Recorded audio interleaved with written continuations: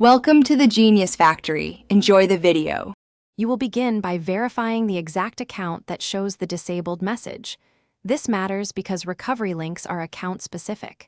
Next, assemble evidence. A recovery email or phone, the last device you used, and any two-step verification devices. These speed validation.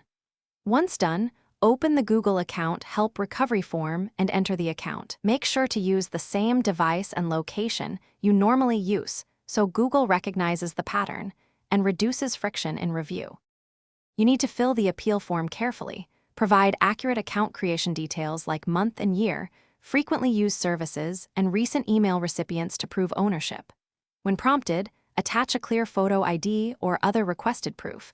Blurred images delay results.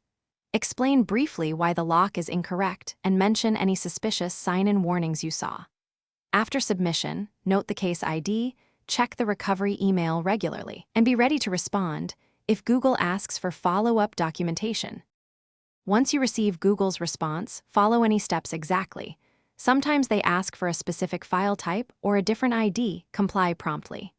If your appeal is denied, don't panic. Wait 48 to 72 hours, then resubmit with new evidence or clearer explanations, because repeated identical requests reduce success chance.